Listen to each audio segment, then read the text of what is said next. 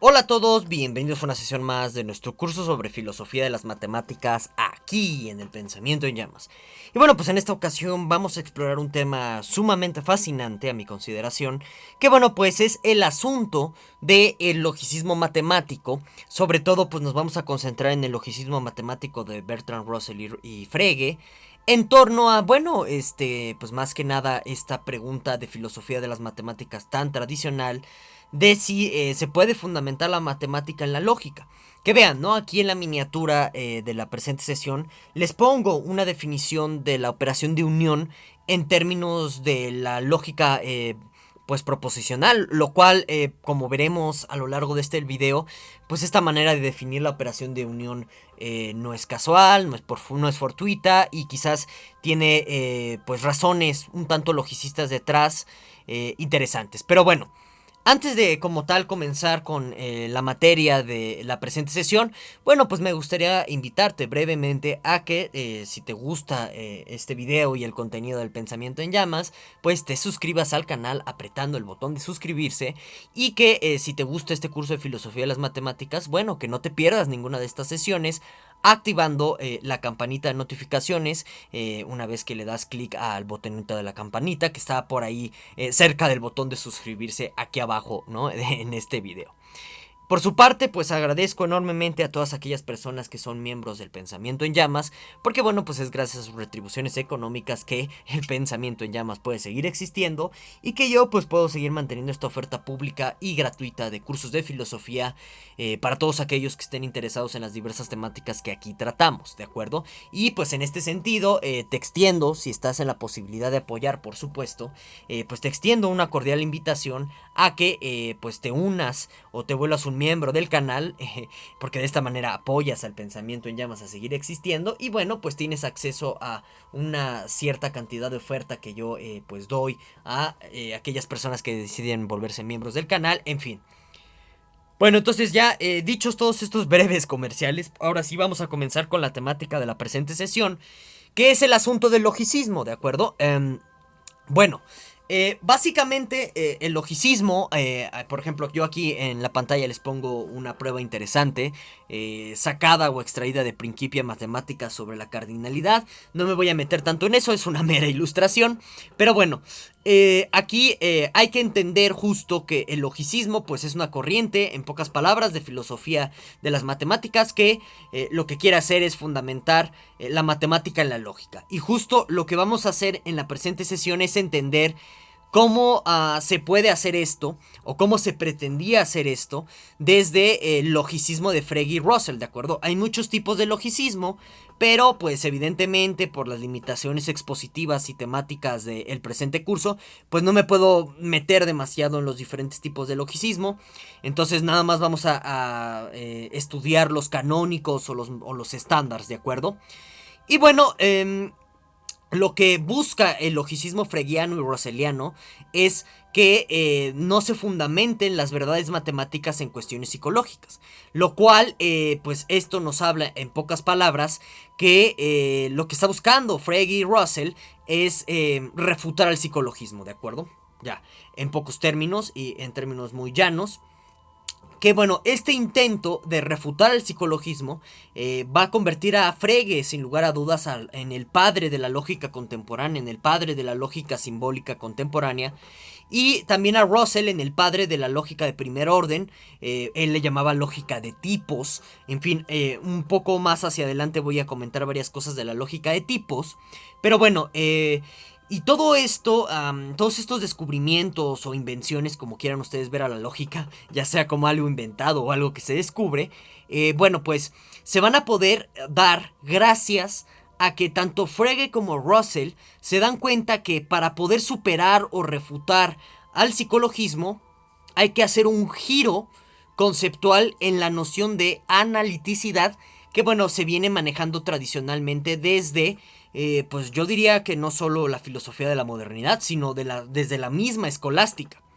¿Por qué? A ver, vamos a explicar exactamente en qué consiste este giro a la analiticidad que hace tanto Frege como Russell para pues dar un rienda suelta o cabida suelta a la cuestión de la lógica contemporánea, y yo diría que también en muchos sentidos a la teoría de la prueba en matemáticas contemporánea. Es decir, a partir de este giro en la noción de analiticidad que van a dar tanto Frege como Russell, se va a poder hacer ya como tal las pruebas o las demostraciones que hoy en día pues se aprenden, digo, para todos aquellos que hayan tomado un curso de conjuntos o un curso de cálculo diferencial. Las pruebas que se hacen en esas clases se basan o parten, históricamente hablando, de el giro en la noción de analiticidad, ¿no? Pero bueno, a ver, partamos desde lo más básico. Primero que nada, ¿por qué tanto Frege como Russell están viendo que el psicologismo en realidad se filtra si tú conservas la noción clásica de analiticidad que se viene manejando en la filosofía de la modernidad? Y que bueno, esto en realidad tiene sus orígenes mucho más atrás, desde la escolástica. En fin, es otro tema. No me voy a meter tanto con la cuestión escolástica. Ya saben, cosas del siglo XIII, pues bueno. En fin, regresando al punto.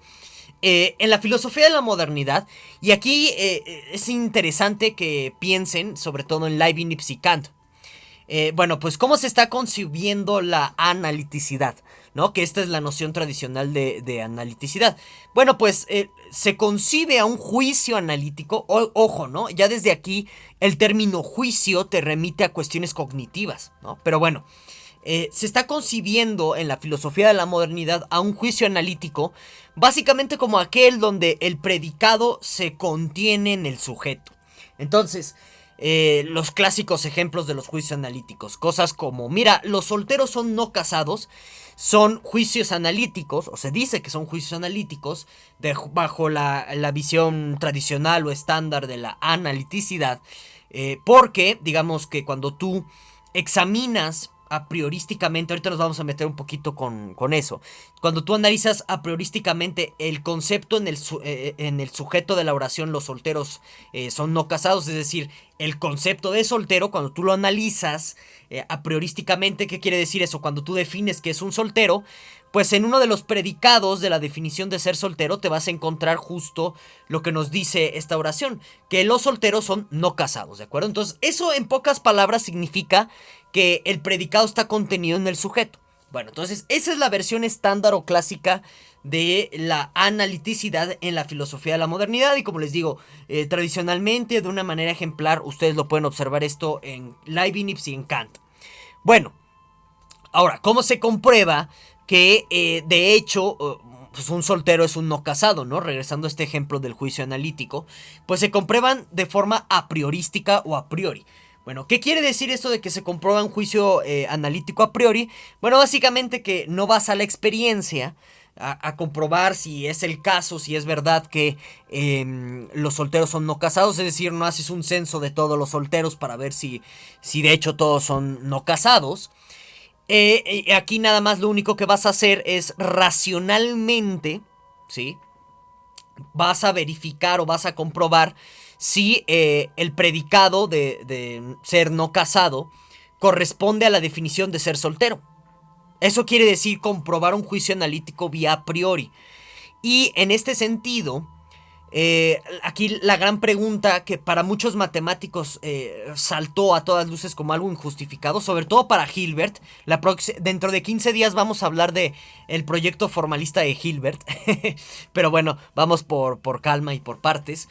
Pero bueno, cuando nosotros tratamos de hacer este tipo de comprobaciones a priori, en otras palabras lo que hacemos es aceptar como verdadero un juicio analítico siempre que algo le sea la razón suficientemente verdadero por sí sola para concederle ese estatus. Es decir, al final del día lo que está detrás de la comprobación a priorística de un juicio analítico es la intuición, el sentido común. Si al sentido común le parece que, sí, mira, por definición un soltero no es casado, pues perfecto, entonces ese juicio analítico ya se comprobó como verdadero vía priorística, ¿de acuerdo? Y entonces aquí es donde evidentemente vemos que se filtra el psicologismo.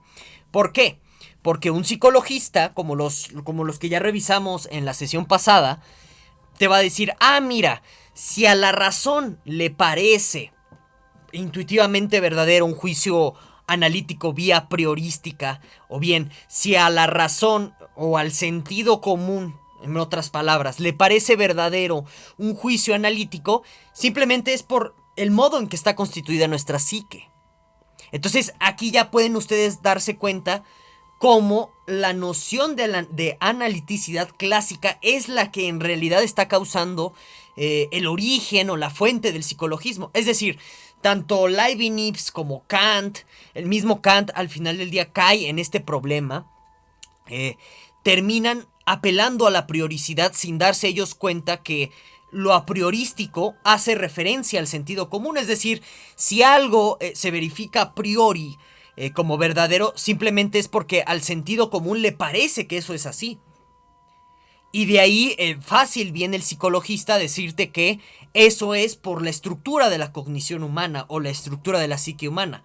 Por lo que tanto Frege en Fundamentos de la Aritmética como Russell en las primeras o cuartillas, ustedes lo pueden ver, de Principia Matemática, van a decir, momento, hay que cambiar la noción de analiticidad. ¿Por qué? Porque por sus consecuencias. No nos conviene aceptar una noción de analiticidad en donde pues terminamos en el psicologismo y la matemática se vuelve, en otras palabras, subjetiva. ¿De acuerdo? O contingente. Y aquí es cuando surge la propuesta de la noción de analiticidad, tanto fregiana como russelliana. De hecho, las dos coinciden muy bien. Probablemente en este sentido Russell, bajo su logicismo, no estaba en contra de la noción de analiticidad de Frege. Sin embargo, están contrarios o contrapuestos en otros puntos de sus proyectos logicistas. Más adelante los vamos a comentar, al menos brevemente, porque pues, tenemos que revisar varias cosas del logicismo de estos dos personajes también. Entonces coinciden en que, mira, si una proposición, vean, ¿no? Ya desde el lenguaje, antes se está hablando de juicios, y por supuesto el término juicio remite inmediatamente a una cuestión cognitiva, a una cuestión de discernimiento. Entonces ya desde el lenguaje tanto Frege como Russell desechan el término de juicio, y es por eso que ya en lógica contemporánea, en la lógica simbólica, no la atomista y este tipo de cosas medievales, por supuesto, ya no se habla de juicios, se habla de proposiciones directamente. Y a modo de sentencias formalizables, como lo harían las matemáticas más puras, ¿bien? Bueno, entonces, en la nueva noción de analiticidad se va a establecer lo siguiente, ¿no? Como analítico. Una proposición será analítica si, solo si, puede demostrarse vía definiciones de reglas de sustitución. Interesante. Ahorita vamos a ver qué es exactamente esta definición de reglas de sustitución. Aquí lo importante, y sobre todo este es un logro de Frege, por eso es el padre de la lógica contemporánea, no Aristóteles, por el amor de Dios, es que mira, cuando tú te pones a demostrar cosas mediante definiciones de reglas de sustitución, no importa si una proposición resulta contraintuitiva al sentido común o a la razón, porque siempre vas a poder apelar a estas definiciones de reglas de sustitución para seguir construyendo matemáticas. Y esta es la base para que personajes como Hilbert diseñen algo que se conoce como geometrías no euclidianas, las cuales vamos a revisar al menos brevemente, claro, bajo la óptica o el contenido filosófico que tengan. Van a ser las geometrías no euclidianas, van a partir de esta noción de analiticidad, o se van a demostrar analíticamente según esta nueva definición, en donde lo analítico es todo aquello que se puede demostrar o que se puede construir mediante reglas de sustitución, definiciones de reglas de sustitución, ¿sí? Entonces, gracias a eso, Hilbert puede diseñar una geometría que según Kant sería imposible, y son las geometrías de n espacios, n dimensiones, que se usan en mecánica cuántica, incluso en economía. Pero bueno, eso ya lo vamos a ver por partes. Entonces, ya se pueden ustedes dar cuenta aquí que lo peliagudo, ahorita vamos a entrar un poquito más en detalles, es justo esto. ¿Qué es exactamente una regla de sustitución?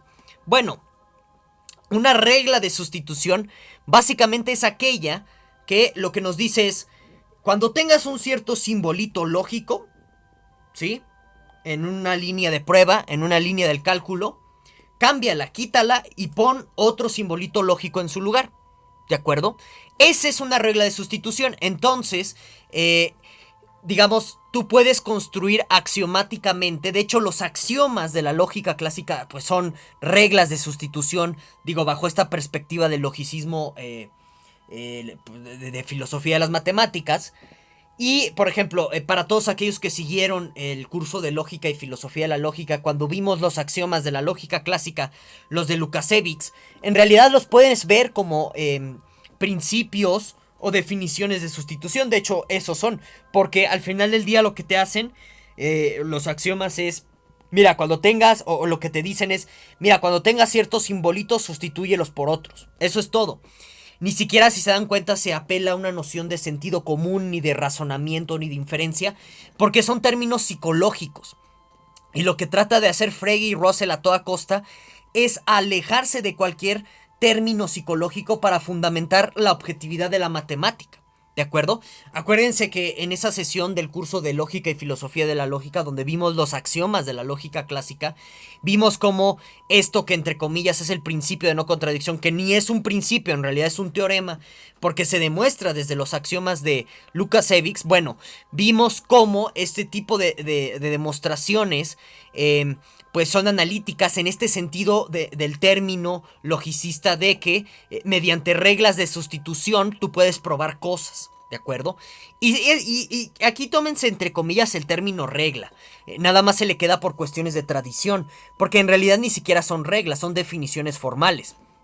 Entonces, las definiciones de sustitución que va a ofrecer tanto el proyecto logicista fregiano, que dicho sea de paso nada más se está limitando a la aritmética, en este texto de fundamentos de la aritmética, lo que va a hacer es: mira, tú puedes demostrar cosas o entidades matemáticas, en este caso entidades aritméticas, una vez que tú empiezas a sustituir o a jugar, así entre comillas jugar, ¿verdad? Con simbolitos lógicos tú puedes construir entidades matemáticas, ¿de acuerdo? Entonces, las definiciones de sustitución se escriben en términos logicistas. Entonces, es interesante, por ejemplo, observar la definición de unión, la de intersección y demás que aparecen en la teoría de conjuntos. Por ejemplo, la de unión está tanto en la miniatura como aquí en la lámina de la presentación que les pongo. O sea, la definición de unión se da en términos de la disyunción inclusiva de la lógica clásica. Es decir, esta definición que ven aquí, lo que hace en pocas palabras es decirnos que puede sustituir el simbolito conjuntista matemático de la unión por el simbolito lógico. Así es como estaba procediendo el logicismo russelliano y el logicismo fregiano, diciendo cómo en una instancia sustituir símbolos matemáticos por simbolitos lógicos y a partir de esta sustitución empezar a construir la matemática, ¿de acuerdo? Entonces el gran reto que tiene un logicista es mostrarnos cómo estas definiciones lógicas con estas reglas de sustitución puede construirnos entidades matemáticas cada vez más complejas. Russell, por ejemplo, en Principia Mathematica junto con su amigo Whitehead, tienen una pretensión más ambiciosa que Frege. Frege nada más se va a quedar en el ámbito de la matemática. Russell va a querer construir toda la matemática, geometría, cálculo, etc. Entonces, básicamente, si un logicista nos logra construir toda la matemática de esta forma, a partir de, en la base, ¿no?, definiciones lógicas, que estas definiciones lógicas son reglas de sustitución o nos dicen cómo sustituir simbolitos, pues el proyecto logicista habrá triunfado si logra hacer esto. Por supuesto, la diferencia entre el logicismo russelliano y el logicismo fregiano se da en términos de, más que nada, en primer punto, de tratar de definir o llegar a un consenso sobre cuáles son estas definiciones de sustitución. Y ojo, esto es problemático, ¿no? Porque si dos logicistas te están dando dos diferentes maneras de definir las reglas de sustitución entre términos lógicos y términos matemáticos, entonces quizás ahí hay un problema, ¿no? Más adelante lo veremos. Entonces, les digo, por limitaciones del curso no me voy a meter tan de lleno a estas diferencias en las definiciones. Pero Frege y Russell tienen diferencias a ese nivel. Ahora, algo interesante aquí es, vean, si se dan cuenta, en el modo en que estamos definiendo la unión aparece el símbolo de igualdad. Frege es consciente de que hay que clarificar el significado del símbolo de igualdad porque, por supuesto que cuando nada más estás dando puras definiciones en matemáticas, primero que nada parecería que esas definiciones son puramente arbitrarias. Pero, por ejemplo, de ahí la necesidad de esclarecer lingüísticamente el significado del símbolo de igualdad y digamos que de ahí surge o nace toda la reflexión de sentido y referencia y propiamente la filosofía del lenguaje. Vean, la filosofía del lenguaje en sí, a nivel histórico, es un apéndice, es un agregado de esta filosofía de las matemáticas logicistas. Ya por supuesto en décadas posterior la filosofía del lenguaje irá por otros caminos, pero su motivación principal de Frege era esta fundamentación logicista. Su filosofía del lenguaje fue de segunda mano para reafinar ciertos detallitos conceptuales en su maquinaria logicista de fundamentación de la aritmética. ¿De acuerdo? Vean, Russell también es consciente que una pura definición matemática pues no proporciona conocimiento, porque las definiciones en matemáticas son un tanto arbitrarias, son estipulativas, lo cual no tiene nada de malo, así opera la matemática. Pero sabe Russell que eso es un problema a nivel epistémico, porque eso, justo como es una estipulación, no genera conocimiento, y él crea una epistemología a partir de esto, de su proyecto logicista, que es todo lo que tiene que ver con SemsData, y también una filosofía del lenguaje para explicar cómo el símbolo de igualdad está operando.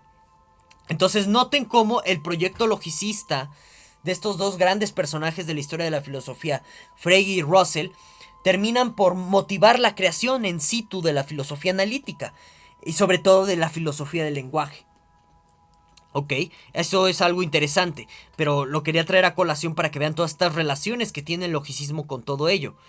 Bueno, entonces, a la pregunta la pregunta que nos podríamos hacer a estas alturas del video es, oye, ¿y será el caso que el logicismo tenga razón? Es decir, que mediante ciertas estipulaciones o ciertos axiomas escritos en lógica, ya sea proposicional o de primer orden, tú puedes construir las matemáticas. Bueno, pues resulta que al menos, miren, yo les pongo aquí los famosos axiomas de Peano, con los cuales tú puedes construir los números naturales. Entonces, vean, es interesante, así empezarían las fórmulas de sustitución, escritas a nivel de lógica. O sea, estos son los axiomas de Peano, se escriben con pura lógica, y con pura lógica de primer orden, y bueno, a partir de ellos tú puedes empezar a construir naturales cada vez más complejos. Bueno, aquí el punto, aquí el detalle es que si tú logras construir todos los naturales, vean, al menos a nivel de fundamentación de los naturales, pues sí, el logicismo se cumple. Y como los naturales son los elementos más simples de los reales, tú a partir de ellos podrías construir más números. Y bueno, más tipos de reales. Y ya construyendo todos los reales, pues ya tienes en situ, por ejemplo, gran parte de la aritmética. Con la propiedad arquimediana de los naturales puedes construir la adición y también la resta, o algo equivalente a estas operaciones. Y ya teniendo suma y resta, incluso ya tienes las operaciones aritméticas básicas. Y vean, así va construyendo uno cada vez matemáticas más complejas. Desde, por ejemplo, estos axiomas de Peano, que están formulados en lógica de primer orden. Entonces el logicismo sí tiene razón, ¿no? Parece que es un proyecto viable, al menos en términos de fundamentación filosófica de las matemáticas. Pero, ¡oh sorpresa! Está este personaje llamado Gödel, ¿no? En donde Gödel va a tumbar de seco el proyecto logicista. ¿Por qué? Porque lo que nos va a decir, o lo que nos va a probar más que nada Gödel con sus famosos teoremas de incompletitud, es que, mira, para todo sistema axiomático no se va a poder demostrar que son al mismo tiempo consistente y completo. Es decir, que en este sentido no vas a poder demostrar todo en matemáticas, suponiendo que la matemática se vuelve consistente. Y al revés, si se puede demostrar todo en matemáticas, va a haber algo al menos que sea inconsistente, es decir, al menos una contradicción en todas tus pruebas.